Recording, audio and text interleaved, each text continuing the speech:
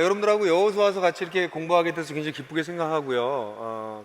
여호수아서 책이 워낙 큰 책이어서 그렇지만 중요한 책이어서 사실 제 개인적으로는 1997년도에 제가 그 박사학위 논문을 마무리하고 있었고 또 제가 세웠던 뉴 커뮤니티 처치 오브 시카고라고 하는 교회, 그 교회가 처음으로 사무실을 얻어가지고 조그만 교회에 사무실 하나 얻었어요. 그 사무실에다 방을 만들었는데 그 교회에 조그만 방을 하나 만들고 거기 사무실을 만들었는데 거기 가서 아침마다 말씀 묵상했던 게 여호수아였어요. 그래서 이번에도 제가 설교를 준비하면서 그 97년도에 묵상했던 자료들을 꺼내서 다시 이렇게 보는데 굉장히 그때 저희 교회가 호텔에서 모였거든요. 그래서 호텔 뱅킹룸 연회장에서 모이고 사무실도 아무것도 없었다가 드디어 어떤 미국 교회에서 교회가 자꾸 커지니까 그래서 사용하고 조금 자리를 잡고 그랬을 때 아주 저한테 이 여호수아서 말씀이 개인적으로 굉장히 도전이 되고 격려가 됐었습니다. 그래서 이 말씀도 언젠가 나눴으면 좋겠다는 생각을 하고 있었는데 이제 여러분들하고 나누게 돼서 개인적으로 너무 기쁘게 생각해요. 오늘 아침에 사실은 굉장히 많은 양을 제가 소화했죠. 일부 예배 때 사실 2번 나눠서 해야 되는데 그런 식으로 하다가 여호수아 가지고 한 20번 해야 돼서 그래서 그냥 두 설교가 합쳐진 거나 다름이 없습니다. 근데 오늘 이 시간에는 여러분들하고 여호수아서에 나타난 리더십에 대한 이야기를 좀 나누려고 그래요. 근데 여호수아서는 사실 리더십에 대한 설교를 뽑아내기에 너무나 좋은 책이에요. 근데 중요한 거는 여호수아서는 리더십을 얘기하려고 하는 책이 아닙니다. 그러니까 리더십이 이 책의 주 주제는 아니에요. 근데 여호수아라고 하는 굉장히 좋은 리더가 리더의 역할을 아주 적절하게 잘하고 있기 때문에 여호수아서를 읽으면 처음부터 끝까지 여호수아의 리더십을 놓칠 수가 없어요. 그래서 저는 오늘 사실 이 설교는 맨 마지막에 들어가도 되고 맨 앞에 들어가도 괜찮습니다. 이 여호수아서를 다 공부하고 난 다음에 여호수아의 리더십을 한번 봐도 되는데 제 생각에는 앞에 다루는 것이 좋겠다 생각한 이유는 언약가족 예배도 이 시간에 타이밍도 이때 맞고 또 어떤 면에서는 이 여호수아의 리더십을 우리가 한번 이 시간 전체적으로 한번 여호수아 전체를 훑으면서 공부하고 난 다음에 앞으로 강해를 계속 들으면서 곳곳에 나타나는 여호수아의 그 리더십을 이렇게 그때마다 이렇게 살펴보면 좋겠다 생각이 들고 그래서 저는 앞으로 설교할 때 여호수아의 리더십에 대한 얘기는 이제 하지 않을 생각이에요. 왜냐면 그 얘기를 하는데 시간을 다 뺏겨도 될 만큼 많은 얘기가 들어있기 때문에 그렇습니다. 실제로 이스라엘의 지도자들 가운데 여러 지도자들이 있는데 다 지도자들이 약간 흠결이 있습니다. 근데 여호수아는 읽어보시면 특별한 흠결이 없습니다. 특별한 실수를 한 게 많지 않아요. 아이성에 가서 전쟁에 실패했을 때도 그건 여호수아가 잘못한 게 아니라 아간이 잘못한 거거든요. 여호수아의 잘못이라고 말할 수 없어요. 그러니까 여호수아 기브온하고 협약할 때 그 협약을 이게 속은 거 뭐 그 정도를 잘못이라고 칠 수 있을까? 여호수아를 다 읽으신 걸로 제가 지금 언약가족 정도면 읽으셨겠죠? 아까 광고하시는 분 이제 읽겠다고 하셨지만 그죠? 그렇죠? 예, 다 읽으셨으니까 그냥 막 얘기할게요. 그래서 여호수아는 그런 면에서는 다윗도 그렇고 모세도 그렇고 뭐 여러 가지 부족한 부분이 노정됐지만 여호수아에서는 그런 게 많지 않습니다. 사실 여호수아라고 하는 이름은 원래 여호수아의 본명은 호세아입니다. 호세아는 여호와는 구원이시다 이런 구원, 호세아는 구원이라는 단어입니다. 구원. 그런데 모세가 여호수아라고 이름을 바꿔줬어요. 눈의 아들 여호수아다 이렇게 이름을 바꿔줬습니다.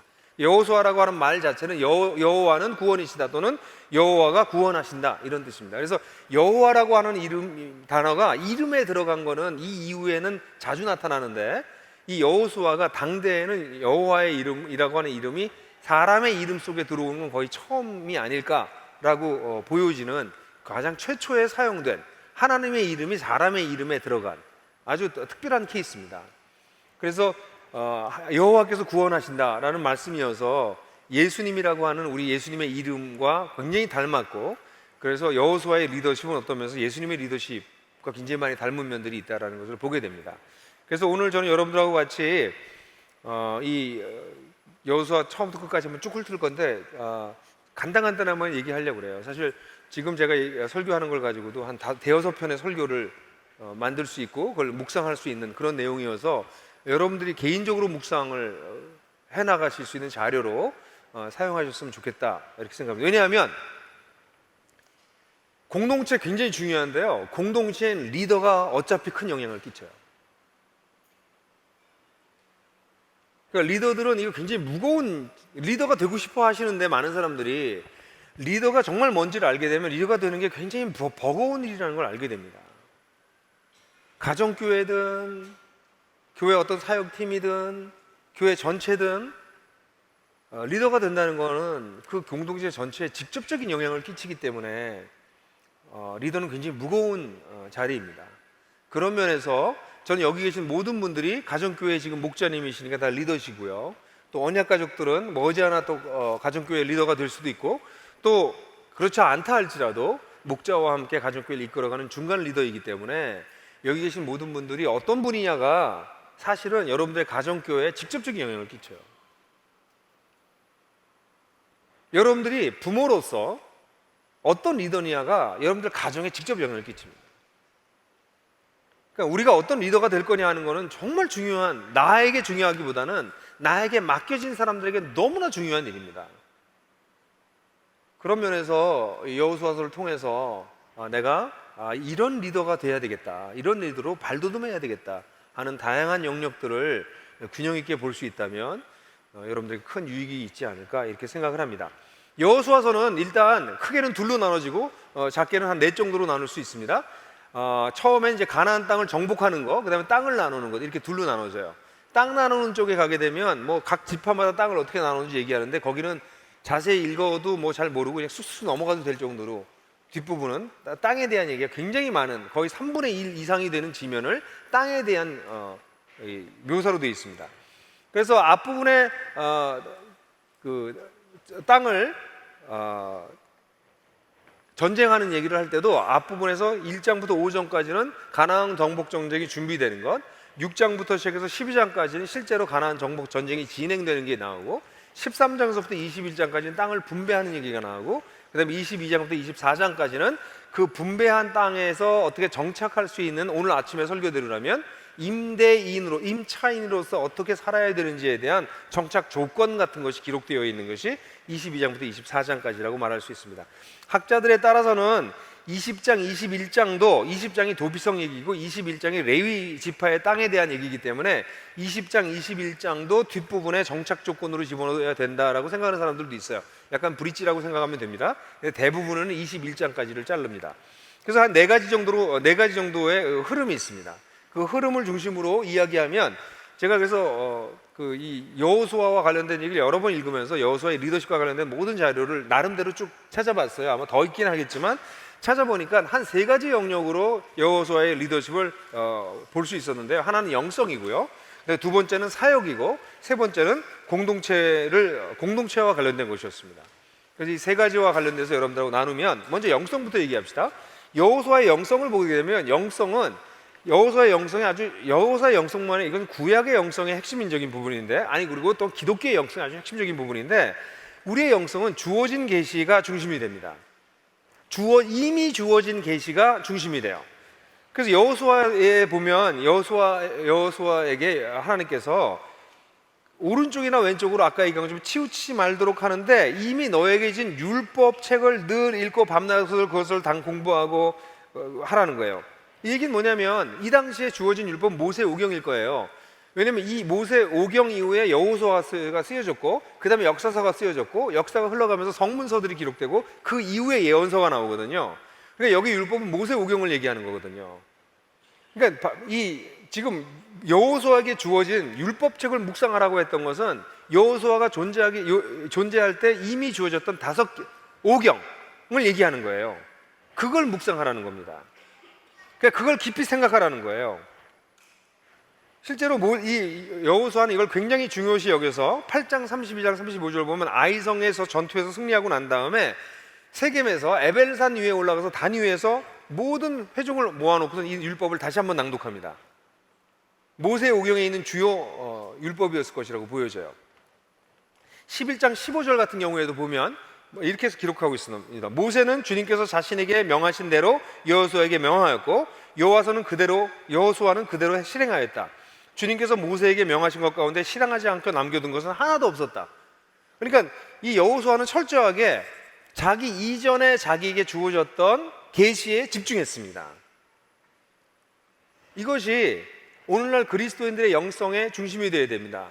우리들은 여호수아는 모세의 5경까지 받았지만 우리는 그 이후에 6경이라고 불리우는 여호수아서와 이어지는 역사서를 다 가지고 있고 구약에, 그리고 성문서, 시편과 잠언, 지혜서와 같은 성문서들과 그리고 그 뒤에 따라오는 예언서들을 다 가지고 있을 뿐 아니라 이 모세율법과 예언자들이 예언하고 있는 예수 그리스도에 대한 사복음서와 예수 그리스도를 증거하고 그 예수 그리스도의 복음을 따라 살았던 우리 사도들의 글, 역사인 사도행전과 그들의 편지인 서신서, 그리고 마지막을 기다리는 계시록까지 우린 거의 완벽한 하나님의 주어진 계시가 있어요. 그래서 우리의 신앙은, 우리의 영성은 여호수아가 그랬던 것처럼 우리에게 주어진 계시의 중심을 둬야 됩니다. 최근에 영성 훈련에 대한 얘기를 우리 사역자들하고 많이 하고 있는데요. 영성 훈련에 오늘날 현대, 또 특별히 제 아내하고도 그 얘기 굉장히 많이 해요. 현대 영성을 한번 들여다보면 현대 영성의 가장 약한 부분이 이 주어진 계시의 중심성을 놓치는 것이에요. 개인적으로 영성을 깊이 찾는데 하나님 이 성경의 가르침과 이 기초에 하지 않은 채로 영성을 찾는 것이죠. 근데 우리 나들목 교회에서 앞으로도 영성에 대한 얘기를, 우리 교회가 나뉘어지더라도 이제 더 깊은 영성을 우리가 발전시키고 성숙하기 위해서 영성을 더 많이 공부할 거예요.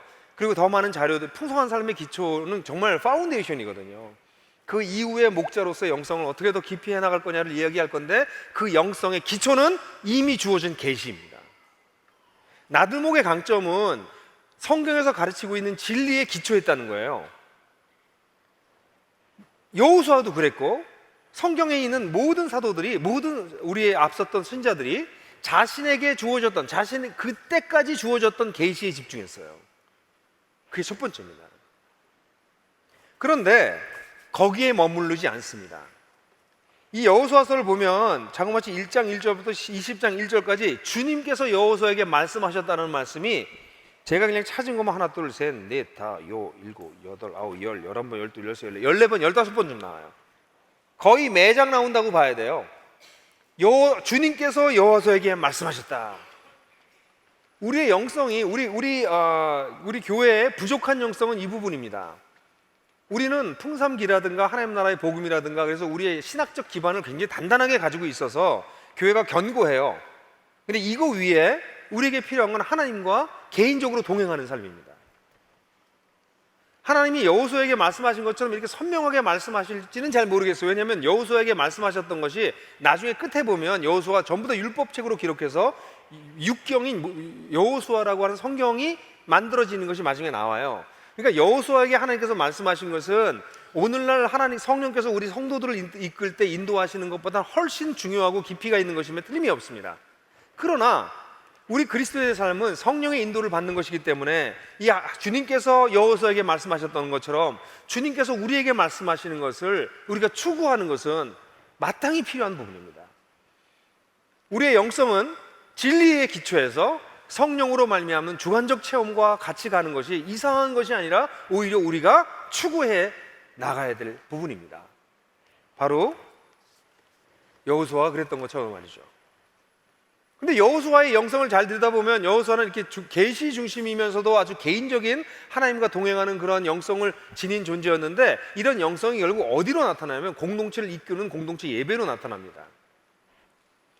3장 같은 경우에 보면 이제 요단강을 건널 때, 요단강을 건너는 장면을 우리가 주일날 아침 메시지인데요, 주일날 아침 본문을 이렇게 보면 이게 예배예요. 요단강을 건너는 이 자체가 하나님을 따라가는 예배를 진행하고 있는 걸 보게 돼요. 그러니까 이 여호수아는 예배와 삶과 사역이 이게 분리되지 않았던 것으로 보여집니다.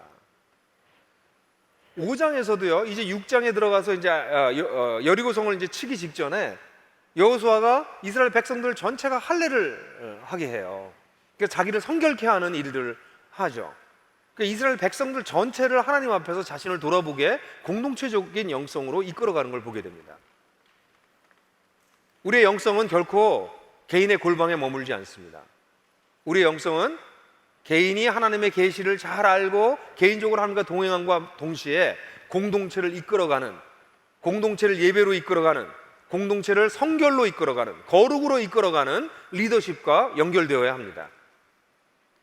그래서 아주 핵심적인 세 가지 요소가 우리 여호수아의 영성에 나타나요. 계시, 그 다음에 하나님과의 동행, 그리고 공동체적 예배 인도까지 여호수아의 영성을 보게 됩니다. 여호수아의 사역을 보게 되면요, 여호수아는 그게 영성이라면 두 번째가 이제 크게 큰 대목이 사역인데요. 사역을 보면 여호수아는 정말 믿음으로 사역하는 것을 봅니다. 이 믿음으로 사역한다는 게 뭐죠? 하나님의 약속을 의지하는 것입니다. 그죠? 믿음은 자기가 믿고 싶은 바를 믿는 것이 아니라는 걸 우리가 너무나 잘 알고 있잖아요. 근데 오늘 아까 설교한 것처럼 11절에 보면 1장 11절에서 진을 두루 다니면서 말해라 3일 후에 우리가 요단강을 건널 것이다 라고 얘기하라고 그랬는데, 이것을 그냥 넘어갈 문제는 아니죠. 40년 동안 못 넘어갔던, 이스라엘 백성이 40년 동안 못 넘어갔던 그 강을 3일 후에 건너겠다고 단언하는 것은 어디에서 온 걸까요? 하나님께서 내가 너에게 주시기로 한 땅으로 가라, 두려워하지 말고 가라, 겁내지 말고 가라 라고 하신 말씀에 믿음으로 반응한 것입니다. 비전은 언제 오냐면 하나님의 약속을 믿음으로 받아들일 때 나타나는 것입니다. 비전은 자기의 꿈을 이루는 것이 아닙니다. 자기의 야망을 이루는 것이 아닙니다. 하나님께서 우리에게 약속하신 것을 믿음으로 받아들일 때 하나님께서 비전이 보이는 거예요.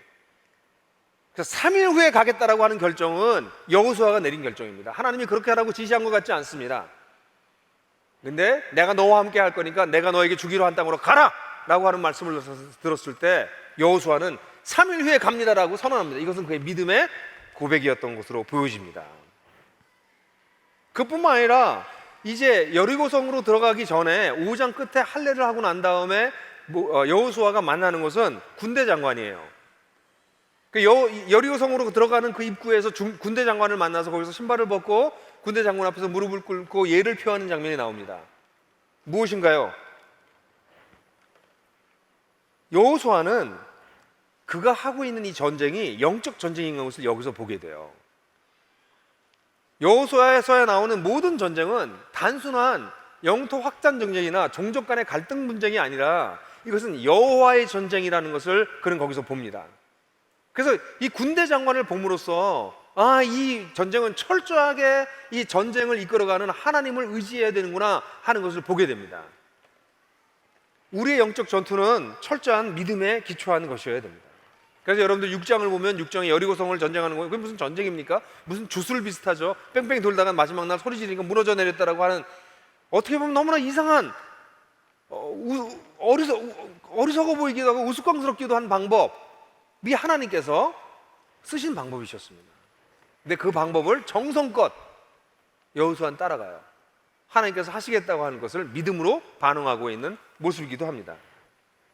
7장에는 아이성에 공격하다가 실패하고 난 다음에 8장을 보면 다시 하나님 앞에서 마음을 추스리고 아이성의 실패 이후에 움츠러들지 않고 다시 하나님의 방법을 따라서 아이성을 다시 공격합니다. 사실 가나안 땅에 들어가는 이 초입부 중부에 있는 여리성과 아이성의 이 전쟁은 앞으로 일어날 전쟁의 아주 대표적인 사례로 보여지는 것 같아요. 믿음으로 영적 전투를 어떻게 하는지를 이 여호수아는 배웠던 것이죠. 여러분, 우리가 교회를 세워나갈 때, 또 가정교회를 이끌어나갈 때 도대체 우리가 무슨 배포로 이런 일을 합니까? 우리가 네트워크 교회를 합니다. 네트워크 교회를 하는 게 도대체 무슨 배포입니까? 우리는 하나님께서 여기 모여서 여기서 바벨탑을 쌓고 우리들끼리 안전하게 지내는 걸 원하지 않는다는 것을 우리가 믿기 때문입니다. 하나님께서 우리를 세상으로 보내셔서 곳곳에 건강한 공동체를 세우는 것이 하나님의 뜻이라는 것을 우리가 믿기 때문입니다. 그 믿음으로 전쟁하는 법을 우리는 배워야 합니다. 여호수아는 그렇게 믿음으로 사역했습니다. 믿음으로 사역하는 자에게 반드시 따라오는 것은 그는 기도로 사역합니다. 8장에 보면 8장에 아이성과 전쟁할 때 8장 18절 26절 이런 데 보면 단창을 치켜든 손을 내리지 않았다 나옵니다. 이 단창을 치켜들었다, 이거 생각나십니까? 이건 옛날에 모세가 그랬던 일입니다. 모세가 언제 그랬습니까? 아말렉에 의해 가지고 공격을 받았을 때 이 모세가 산 위에 올라가서 손을 들고 기도했습니다. 그때 이 손이 내려가지 않도록 옆에서 두 사람이 손을 잡아줬죠. 그때 나가서 전쟁했던 사람이 누군가요? 여호수아가 나가서 전쟁했습니다. 여호수아는 그때 나가서 전쟁의 한중간에 서서 싸웠어요. 근데 그 전쟁에 이겼던 이유가 자기가 전투에 임했기 때문이 아니라 모세의 손이 올라가 있었기 때문에, 손이 내려가면 지고 손이 올라가면 전쟁에 이겼잖아요. 그걸 여호수아는 알고 있었습니다. 이제 여호수아는 그가 전쟁에 나갈 나이가 아니라, 그는 전쟁에 나갈 사람이 아니라 뒤에서 단창을 들고 손을 들고 손을 내리지 않았습니다. 그는 기도를 배웠어요. 기도하는 리더였습니다. 그의 기도가 얼마나 강력했느냐 하는 것은 10장에 우리가 가장 여호수아에서 이해하기 어려운 태양아 멈춰라 달아 멈춰라 하는 장면입니다. 여호수아가 하나님께서 이 완전한 전쟁이 끝날 때까지 시간을 길게 해달라고 하는 것과 같은 그런 기도를 올렸어요. 물론 거기에 대해서 제가 해석을 하긴 하겠지만, 그 얘기는 그게 어떤 기적이냐, 이건 지금 중요한 문제가 아니라 지금 우리가 봐야 될 거는 얼마나 기도를, 강력한 기도를 드릴 줄 아는 리더였는가. 사실 저는 오늘 이 설교를 하면서 이 여호수아의 이 리더십을 쭉 혼자 공부하고 난 다음에 제가 스스로 난 여전히 부족한 게 너무 많구나, 이런 느낌이 들어요. 저도 좀 더 기도로 사역하는 걸 좀 더 배워야 되겠다, 그런 생각이 들어요. 단창을 높이든 손을 내리지 아니하는 그런 리더, 자기 가정교회를 위해서 손을 내리지 않는 그 리더가 있을 때 그 가정교회를 하나님께서 어떻게 하시겠어요? 이게 그렇게 중요하구나, 리더들의 기도가 이렇게 중요하구나, 그걸 다시 한번 생각하게 돼요. 기도와 연관된 것인지 모르지만 이 여호수아서를 읽어보면 여호수아가 아침 일찍 일어나라고 하는 것이 3장 1절, 6장 12절, 7장 16절, 8장 10절에 나타나요. 어떤 액션을 취할 때 여호수아는 늘 아침 일찍 일어나서 뭘 합니다. 근데 그걸 꼭 굳이 기록했는지, 왜 기록했는지 잘 모르겠지만 아침 일찍 일어나라고 하는 표현이 반복해서 나타나는데, 저는 아마도 아침 일찍 일어난 이유는 여호수아가 그때 아마 기도했을 것이라고 생각해요. 그 얘기를 생략했지만 우리 주님이 아침 일찍 일어나 홀로 한가한 곳에 가셔서 한적한 곳에서 기도하셨던 것처럼 여호수아도 그런 것이 아닌가. 그래서 오히려 예수님이 훗날 한적한 곳에 가셔서 아침 일찍 기도하셨다라는 것이 오히려 여호수아가 아침 일찍 일어났다라고 하는 것을 일종의 패러디는 아니고 따라온 어떤 연관성이 있는 것이 아닌가, 그런 생각이 들 정도로 아침 일찍 일어나라고 하는 표현이 반복돼서 나옵니다. 그래요. 사역은 믿음으로 하는 것입니다. 하나님께서 약속하신 것을 따라하는 것입니다. 하나님의 약속을 따르는 자라면 그들은 반드시 기도해야 됩니다. 근데 사역에 있어서 이렇게 한다고 해서 모든 일이 일사천리로 일어나는 일은 아닙니다. 사역할 때 굉장히 중요한 것은 실패를 다루는 법을 배우는 것인데, 2장을 보면 과거의 실패에 매여 있지 않은 여호수아를 봅니다. 여리고성의 이 가나안 땅을 정탐본했다가 결국은 잘못된 보고를 받아서 40년 동안 광야를 뺑뺑 돌았던 경험이 이스라엘 백성들에게 있어요. 근데 여호수아는 여전히 여리고성에 정탐꾼을 보냅니다. 과거의 실패에 매이지 않는 모습이죠.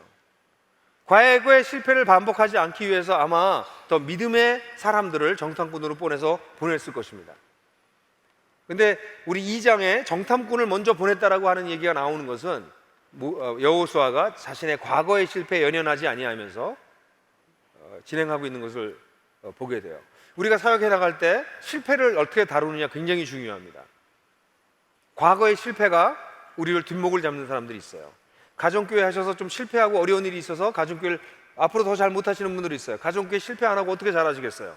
제가 가만 보니까 가정교회는 한 두세 번 실패하셔야 잘하시더라고요. 풍삼기 처음부터 끝까지 잘하시는 분이 어디 있어요? 하다가 중간에 몇 번 깨박도 나보는 사람들이 결국은 잘하시는 거예요. 근데 그 실패에 매이면 안 됩니다. 그 실패를 통해서 하나님을 신뢰하는 법을 배우게 되기 때문에 그렇습니다. 여러분, 우리가 하나님을 위해서 일하다가 실패하는 것을 두려워하지 마십시오. 그리고 실패를 통해서 배우려고 하십시오. 실패에 매이지 마십시오. 실패했다고 그 자리로 다시 가는 것을 두려워하지 마십시오. 여호수아는 두려워하지 않고 다시 정탐꾼을 보내는 걸 보게 됩니다. 이것이 과거의 실패를 다루는 것이라면 아이성에서 실패하고 난 다음에 7장에 보면 여호수아가 하나님 앞에 내려 앉아서 하나님 앞에서 이 실패를 부둥켜 안고 기도합니다. 과거의 실패가 아니라 현재의 실패가 지금 일어나고 있다면 우리는 그것을 가지고 하나님 앞에 나가서 씨름해야 됩니다. 그 실패의 원인을 분석하려고 하는 일 우리가 해야 되겠죠. 그러나 하나님 앞에서 우리가 알지 못하는 원인이 있었다는 것을 하나님께서 알려주실지도 모릅니다. 그래서 우리는 과거의 실패에 매이지 않고 두려움 없이 도전해야 되지만 현재 일어나는 실패가 있다면 그것을 가지고 인간적인 분석을 하려고 너무 애쓰기 전에 하나님 앞에 나아가서 이 실패를 통해서 하나님께서 가르치시고자 하신 바가 무엇인지 배우려고 해야 될 것입니다. 이 여호수아를 보면서 여호수아의 어떤 사역을 하면서 보여줬던 아주 놀라운 것 중에 하나는 그가 본을 보인다는 것이었어요. 본을 보이는 것 중에서 제 눈에 가장 띄었던 것은 약속을 지키는 것이었습니다. 여러분, 신뢰는 어디서 오는지 아세요? 신뢰는 약속 이행에서 옵니다. 약속을 이행하는 사람들은 주변에 있는 사람들로 하여금 아, 저 사람은 예측 가능하구나라고 느껴지게 만들어요. 신뢰의 다른 말은 예측 가능성입니다. 저 사람 도대체 예측을 할 수가 없어. 이럴 땐 저렇게 하고 저럴 땐 저렇게 하기 때문에 그 사람들이 신뢰를 잃는 것입니다. 근데 이 여호수아는 예를 들어서 라하브의 가정을 구원하기로 했거든요. 이 창녀의 가정을 여리고성에 있는 창녀의 가정을 하기로 했으면 사실은 작은 가정이에요. 몇 명 안 되는 사람이에요. 큰 전쟁을 했는데 이 사람을 지키라고 하나님께서 이 여호수아가 특별하게 주의를 줍니다. 한 명도 생명을 잃지 않도록 해라. 약속을 이해하는데 굉장히 애를 씁니다. 9장에 보면 기브온에게 속아가지고 화친을 잘못하게 돼요. 속아서 화친했습니다. 속아서 화친했음에도 불구하고 그들을 보호하기로 결정하고 그들을 죽이지 못하도록 앞장서는 사람이 여호수아입니다. 10장에는 기브온이 이렇게 화친을 해서 자기네만 살았다는 얘기를 듣고 가나안 다른 족속들이 연합전선을 이루어서 기브온을 치러 옵니다. 그때 이 기브온을 살렸던 사람이 살리기로 결정하고 전쟁에 참여한 사람도 역시 여호수아입니다. 여호수아는 소자, 약자, 무시될 수 있는 사람, 그들과 했던 약속을 가볍게 여기지 않습니다. 그래서 하나님 앞에서 지킵니다. 뿐만 아니라 참 재미있는 것은 10장하고 11장까지 자기를 따르는 모든 군인과 더불어라고 하는 표현이 계속 반복돼서 나와요. 한 5번 정도 나옵니다. 요 자기를 따르는 군인과 더불어서 전쟁에 직접 나가서 아주 혈투를 벌였던 것이 이 기브온을 지키기 위한 것이었습니다. 이 본을 보이는 것은 이렇게 약속을 지키는 것과 함께 사역하는 데서 나타나요. 그 전에 보면 우리가 아이성을 공격할 때도 그날 밤 군인들 틈에서 잤다 이렇게 나옵니다. 대장군이 군인들 틈에서 한밤을 같이 야영하고 그리고 새벽에 같이 공격의 선봉장에 씁니다. 본을 보이는 것, 약속을 잘 지킬 뿐만 아니라 함께 사역하는 것이죠. 그뿐만 아니라 우리 여호수아가 정말 본을 보이는 것은 그가 정말 사심이 없다는 것입니다. 자신의 유익을 가장 마지막으로 둬요. 19장 49절에 보면 19장이 이제 땅 배분이 거의 끝나는 부분이고 20장에 가서 도피성 얘기가 나오고 21장에 레위의 땅을 나눠준 얘기가 나와서 19장에서 앞부분을 자르기도 해요. 근데 19분 자르는 그 맨 마지막에 나온 얘기가 이스라엘 자손이 이렇게 그들의 경계선을 따라 땅 나누기를 마친 다음에 그들은 눈의 아들 여호수아에게 자기들의 땅에서 얼마를 떼어 여호수아의 유산으로 주었다. 신기하지 않습니까? 아니 지금 여호수아는 모세를 이은 대리더인데 그의 몫을 맨 마지막에 나눠줘요. 다 땅을 나누고 난 다음에. 이게 여호수아의 위대함입니다. 자기의 유익을 맨 뒤로 빼놓습니다. 그리고 모든 공동체가 땅을 다 나누어져 가질 때까지 자기를 뒤로 뺍니다. 여러분, 리더가 본이 되는 가장 중요한 본이 무엇입니까? 우리 리더는, 우리 가정교회 목자는, 우리 사역자는, 누구는 자기를 위해서 일하지 않아. 자기 이익이 제일 마지막이야. 이때 우리가 그를 본받을 수 있다고 생각합니다. 신뢰도가 높아지는 것이죠. 우리 여호수아는 그런 면에서 예측 가능한 사람이었고 함께 실제로 사역하였고 자기의 이익을 가장 마지막에 두는, 이게 쉽지 않아요. 실제로 같이 일해보면 결국은 제일 무서운 게 리더가 되기 가장 힘들게 만드는 게 셀프 아젠다예요. 같이 일하다가 이 친구가 사역자로 더 성장하는데 이것이 걸림돌이구나 라고 느껴지게 되는 부분은 늘 셀프 아젠다입니다. 자기 자신의 아젠다가 있을 때 거기에 매이면 바르게 생각하기 어렵고 바르게 판단하기 어렵고 잘못된 판단과 잘못된 언행을 할 수밖에 없게 되는 것이 나옵니다. 제 같은 경우에도 저의 부족한 것들이 이렇게 노정될 때마다 나오는 건 전부 다 제 아젠다예요. 나랑 관련된 내가 내 자신을 부인하지 못하는 어떤 부분들이 늘 문제로 나오게 돼요. 그러니까 좋은 리더는 이런 셀프 아젠다로부터 자유로운 자입니다.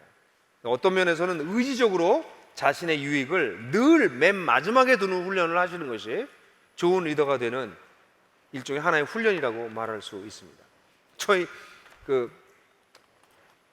제 친구 중에 하나가, 제가 얘기했나요? 제 친구 중에 하나가 건축학교 교수인데, 제가 좋아하는 친구인데 제 아내는 그 친구를 제 애인이라고 불러요. 오늘도 애인 만나러 가? 뭐 이렇게. 서로 바빠서 자주 못 만나는 친구지만, 이 친구는 이 한 대학교 건축학교 교수인데, 스승의 날이 되면 스승의 날엔 자기 연구실에 있는 모든 학생들을 데려다가 자기가 완전히 다 쏴요. 그래서 엄청나게 먹여요, 그날. 그래서 내가, 야, 스승의 날 왜 넌 스승의 날 선물을 받지, 보통은 어떻게 스승의 날 이렇게 학생들을 전부 다 먹이냐 그랬더니 한다는 소리가, 야, 교수는 스승의 날이 아니라 전부 매일매일이 스승의 날이야. 그러니까 스승의 날은 그날 하루만이라도 학생을 위해 살아야지. 별거 아닌 것 같지만 학생들이 이 선생님 정말 존경하거든요. 그러니까 거기서 나타나는 게 뭐예요? 많은 교수님들이 학생들 이용하거든요. 근데 학생들 어떻게 잘 되게 할 건가를 생각해서 자기의 유익을 맨 뒤에다가 늘 놓고 있기 때문에 학생들이 당연히 이 친구를 존경하죠. 힘들어하죠, 물론. 그러니까 얼마나 빡세겠어요. 예? 그 빡센데도 쫓아다니는 이유가 그래서 그런 거죠. 좋은 리더는 자기의 이익을 늘 맨 뒤로 빼는 사람입니다. 셀프 인트레스트를 맨 뒤로 빼놓는 사람이 좋은 리더입니다. 그게 주님을 따르는 리더이기도 하죠. 그래서 저는 여호와서를 보면서 야, 참 멋있다. 대부분 자기 거 챙겨놓고 나눠주는데, 다 나눠주고 난 다음에 여기 보면 약간 그렇게 나와 있어요. 이스라엘 자손이 다 땅을 나누고 보니까 우리 여호수아는 아무것도 못 가졌네. 야, 우리 좀 땅을 좀 모아서 좀 드립시다. 이렇게 나눠준 것 같은 분위기예요, 분위기가. 자, 마지막으로 여호수아의 리더의 공동체를 보게 되면, 공동체 여호수아는 아까 오늘 1부에서 우리가 설교 때 얘기했지만 리더들과 같이 동역합니다. 자기가 리더들 전체에게 말할 수 있거든요. 다 모아놓고 얘기할 수 있거든요. 근데 리더들을 모아놓고 중간 리더들에게 말을 전하고 그들이 진을 다 두루다니면서 자기의 리더십을 발휘할 수 있게 합니다. 좋은 리더는 자기 혼자 사역하는 사람이 아닙니다. 좋은 리더일수록 자기가 가지고 있는 힘을 적절한 때 델리게이션 하는 겁니다. 그래서 중간 리더들과 함께 일하는 법을 배우셔야 됩니다. 우리 목자님들, 가정교회 언약 가족들과 함께 일하는 법을 배우셔야 됩니다.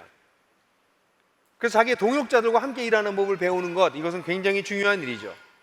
그뿐만 아니라 이 여호수아가 이런 아주 상하의 하이라키컬한 아주 위계적인 그런 생각을 많이 하고 있었다면 1장 18절에서 사람들이 이 두 지파 반이 여호수아여, 당신이 be strong and courageous, 강하고 용감하십시오, 담대하십시오, 이런 말을 하면 야, 주님이 다 나한테 말씀하셨거든, 까부지 마, 이렇게 했을 것 같아요.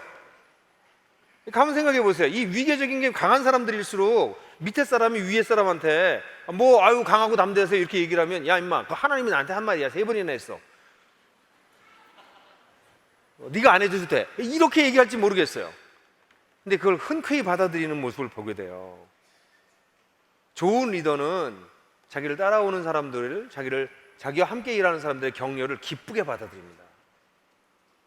그들이 주는 선물을 기쁘게 받아들입니다.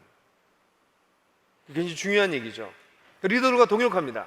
실제로 맨 마지막 장에 가게 되면 여호수아가 지도자들을 모아놓고서는 심각한 얘기를 해요. 고별사를 해요. 그리고 그 다음 맨 마지막 24장에 가면 여호수아가 다시 무리를 모아놓고 또다시 얘기합니다. 2번 얘기한 게 나와요. 한 번은 리더들에게, 그리고 마지막으로는 전체 공동체를 놓고 얘기를 합니다. 중간 리더와 함께 일하는, 리더들과 동역하는 것을 우리가 배워야 됩니다. 자기 혼자 사역하는 것 하나님께서 기뻐하시지 않는 방법이고, 누군가를 계속해서 키워내는 것이죠. 그렇게 리더들과 동역하게 되면 당연히 사람들을 키우고 이끌게 됩니다. 10장을 보면 5왕을 데려다가 그들의 이 좀 잔인한 모습이긴 한데 그들의 왕의 머리를 이렇게 밟으라고 그래요. 그리고 난 다음에 이제 처형을 합니다. 좀 잔인한 장면이긴 하지만 왜 그랬을까요? 그들은 가나안 땅을 지배하고 있었던 거대 권력이었어요. 두려운 존재였습니다. 근데 여호수아가 두려워하지 않을 것을 가르치고 있는 것이에요. 가나안을 지배하고 있었던 이 거대 권력자들을 두려워하지 말라는 것을 보여주기 위해서 일부러 그런 일종의 퍼포먼스를 합니다. 가르치고 있는 것이죠. 좋은 리더일수록 자기와 따라오는 사람들에게 자꾸 권력을 이양하고 자기가 하고 있는 내용들을 자꾸 나눠줘서 그들이 잘 따라갈 수 있도록 도와주어야 되고, 무엇보다도 하나님 나라 운동을 할 때 우리 리더들이 해야 될 것은 우리의 적, 세상을 두려워하지 않는 법을 보여줘야 됩니다. 우리가 5개의 교회로 나뉘어서 나갈 때 우리 속에 불안한 마음이 많이 생길 거예요. 우리 잘할 수 있을까? 우리 재정적으로 넉넉할 수 있을까? 우리의 리더들은 믿을 만한가? 우리 공동체의 목자들은 단합이 잘 될까? 등등 여러 가지 두려운 마음이 들 때 그 두려운 마음에 굴복하지 않을 수 있도록 그들을 격려하는 것, 그것이 리더가 해야 될 일입니다. 우리가 네트워크 교회를 해나가면서 지금까지 뭐 여기저기서 약간씩의 갈등이라기보다는 약간 노이즈, 어려움 이런 것들이 있어요. 뭐 꽤 있었습니다. 뭐 제가 볼 때 제가 기억하는 좀 이거 위험한데 이렇게 생각하면 5번 있었던 것 같아요. 근데 그런 문제들을 우리가 잘 풀어왔습니다. 앞으로도 계속 풀 거라고 생각해요. 근데 그런 문제가 생겼을 때 두려워하면 안 됩니다. 갈등이 있는 건 너무 당연한 겁니다. 오해가 있을 수 있습니다. 두려워하지 마십시오. 진실하게 대화하고 풀려고 애쓰십시오. 근데 두려워하는 마음이 생길 수 있어. 이러다가 안 되는 거 아니야? 이러다가 문제 생기는 거 아니야? 그런 두려움이 여러분들을 지배하지 않도록 하십시오. 그게 지도자가 해야 될, 공동체를 이끌어갈 때, 사람들을 키우고 이끌어갈 때 해야 될 가장 중요한 문제입니다.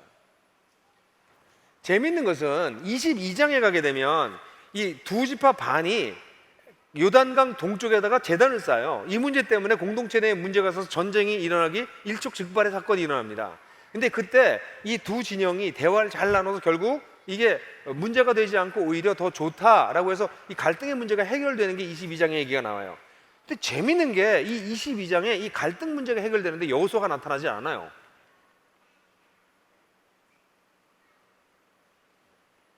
왜 그럴까요? 제가 보기에는 그때쯤 되면 여호수아가 나이가 많이 들어서 뒤로 많이 물러나 있었고, 그가 키웠던 리더들이 이 문제를, 이런 전쟁이 날 뻔했던 그런 일촉즉발의 위험성을 해결했던 것이죠. 여호수아가 다 해결하는 게 아니에요. 뒤로 가면 갈수록 여호수아는 사라져요. 그리고 여호수아가 키웠던 리더들이 이 갈등을 해결하기 시작합니다. 여러분, 앞으로도 우리가 5개의 교회로 나뉘어졌을 때 각 교회마다 갈등이 생길 수 있고 5교회도 갈등이 생길 수 있어요. 갈등을 두려워하지 마셔야 돼요. 갈등은 풀라고 있는 것이에요. 갈등을 풀 수 있는 것만큼 사랑하는 거예요. 갈등을 두려워하면 안 돼요. 근데 갈등이 일어날 때 두려운 마음으로 오해하거나 잘못된 소통을 한다거나, 그래서 문제를 더 복잡하게 만들지 않도록 늘 조심하면 오히려 갈등을 통해서 우리는 강력한 연대를 구축하게 돼요. 그리고 더 신뢰할 수 있는 사랑을 갖게 되는 것이죠. 그래서 이 공동체의 사람을 키우고 이끄는 것이 이 뒤로 가면 갈수록 이 공동체 스스로가 갈등을 해결하는 데까지 이르게 된 놀라운 것을 보게 돼요. 왜 그렇게 말할 수 있냐면 24장 31절에 보면, 제가 읽어드릴까요? 거기 강의 안에 나와 있는지 모르겠어요. 강의 안에 있나요? 같이 한번 읽어볼까요? 시작. 이스라엘은 여호수아의 상년에 줄곧 주님을 섬겼고, 여호수아가 죽은 뒤에도 주님께서 이스라엘에게 베푸신 모든 일을 아는 장로들이 살아있는 날 동안에는 주님을 섬겼다. 여기에 뭔가 조건이 있어요. 이것은 뒤로 넘어가는 사사기에 나타나는 자기 소견에 옳은 대로 행하기 시작하는 시대, 그러니까 이르기 전 시대를 얘기하고 있는데, 여기 뭐라고 했어요? 여호수아가 생전에 주님을 섬겼고 여호수아를 죽은 후에도 주님께서 베푸신 모든 일을 아는 장로들. 이 장로가 누구예요? 여호수아가 함께 동역했고 여호수아가 키웠던 사람들이죠. 그들이 살아있는 동안은 주님을 섬겼다라고 얘기하고 있어요. 이 얘기는 뭐냐면 여호수아가 그 중간 리더들을 꽤 잘 키웠다는 것이에요. 여호수아가 죽고 난 다음에도 그때 함께 동행했던 장로들이 이 공동체를 계속해서 유지하고 있었다는 것을 보여주는 본문이죠. 사람들을 키우고 이끄는 일을 여호수아는 잘하고 있어요. 뿐만 아니라 여호수아의 경우에는 뒤처지는 사람들도 잘 이끌어요. 여러분 이렇게 여호수아를 읽어보시면 땅을 차지했다는 건지 차지하지 않았다는 건지 이 두 가지가 교후적으로 나타나는 것을 보게 됩니다. 특별히 13장을 보면 13장에 이제 땅을 나누려고 하는데 땅을 이미 완전히 다 정복하지 않은 상태예요. 정복하지 않은 상태에서 아직도 점령하지 못한 땅이 많았어요. 그런데 사람들이 안 움직이는 거예요, 열심히. 그런데 여호수아는 사람들을 모아놓고 제비를 뽑아서 땅을 나눕니다. 이건 뭐냐면 땅을 도상으로 분배하는 거예요. 지도상으로 분배합니다. 그래서 각각 너희들이 다 맞춰서 다들 각자 하세요 라고 이걸 줍니다. 그래서 그 다음에 이제 두 지파가 열심히 이 일을 해서 땅을 차지하고 전쟁을 이뤄 나갑니다. 그러니까 사람들에게 각자 움직일 수 있도록 모티베이션을 시킵니다. 그런데 18장을 보게 되면 18장에 보면 한 7지파가 땅을 아직도 차지하지 못하고 있어요. 그 얘기 뭘까요?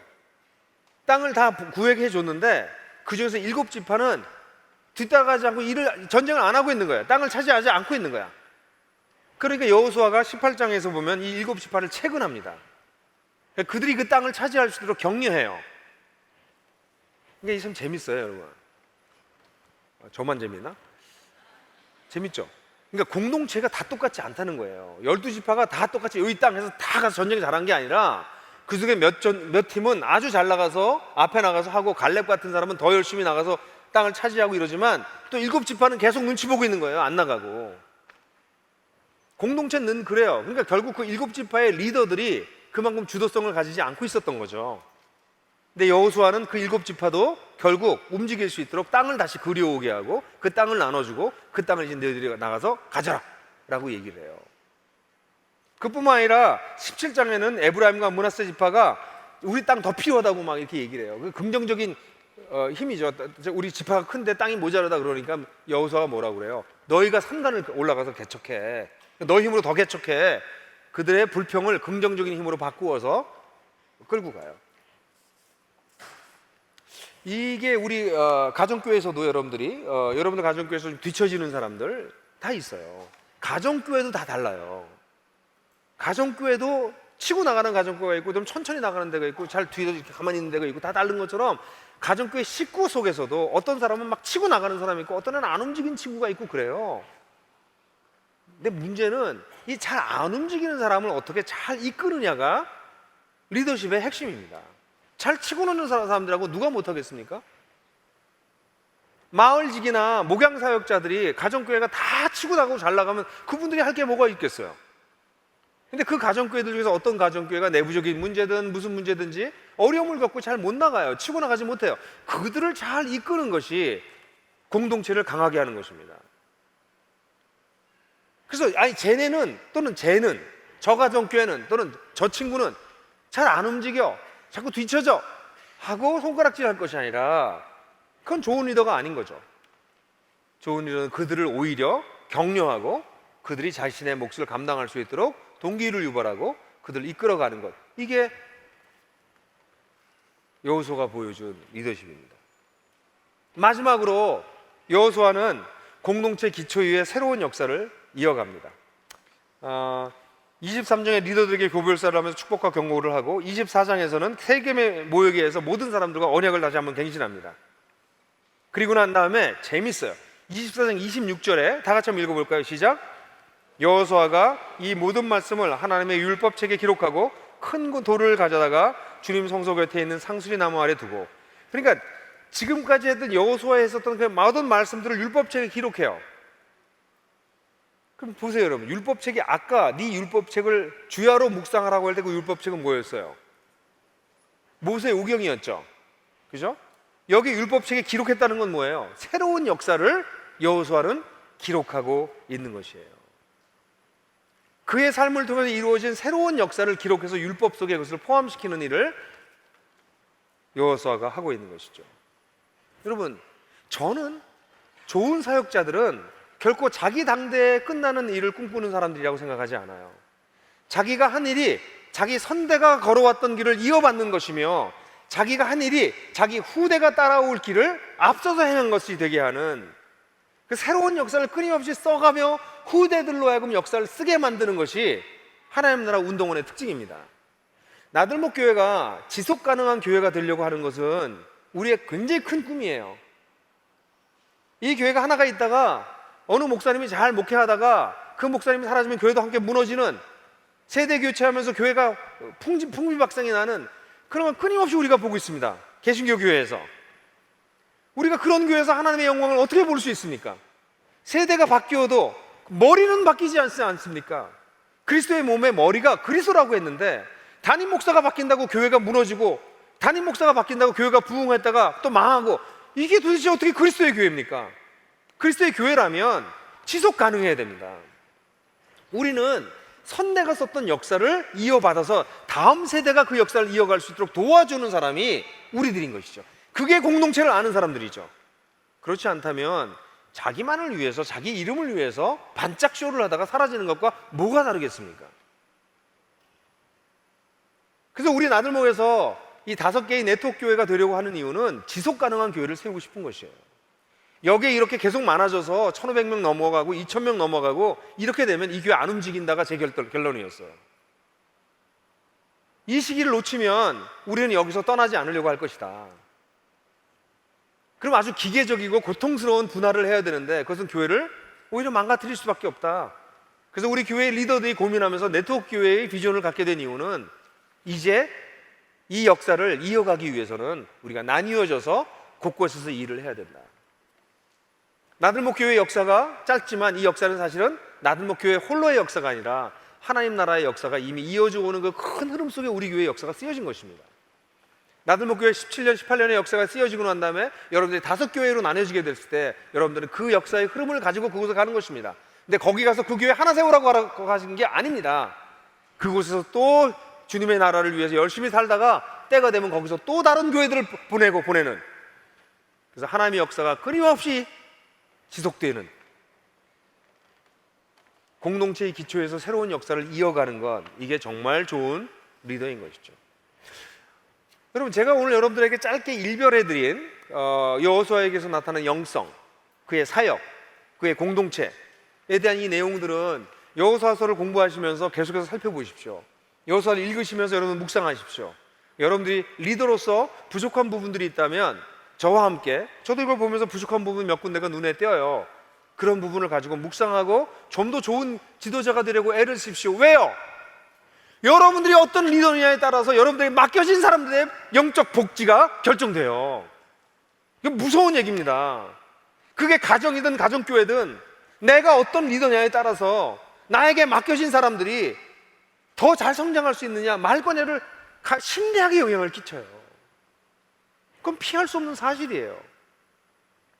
그래서 여러분들이 좋은 리더가 되려고 뭐를 위해서? 여러분 자신의 명예를 위해서가 아니라 여러분들에게 맡겨진 사람들을 위해서 좋은 리더가 되려고 애를 쓰십시오. 그럼 어떤 일이 벌어지는지 압니까? 놀랍게도 여호와서 1장을 보게 되면 이 말이 우리말 그 개역 성경은 너무 이 개역을 풀어서 가지고 모세를 보조하던 이렇게 번역했더라고요. 근데 원래는, 그래서 개역 성경을 해놨는데, 여호와의 종 모세가 죽은 후에 여호와께서 모세의 수종자 눈의 아들 여호수아에게 말씀하시되, 이게 1장 1절입니다. 이때 눈의 아들 여호수아의 앞에 붙은 말은 모세의 시종, 모세의 시종들은 모세의 보좌관인 눈의 아들이에요. 그런데 맨 마지막에 여호수아가 죽었다고 하는 110세의 여호수아가 죽었다는 여호수아서 24장의 여호수아에 대해서 기록된 말이 이렇게 기록되어 있습니다. 이 일을 마친 다음에 주님의 종 눈의 아들 여호수아가 죽었다.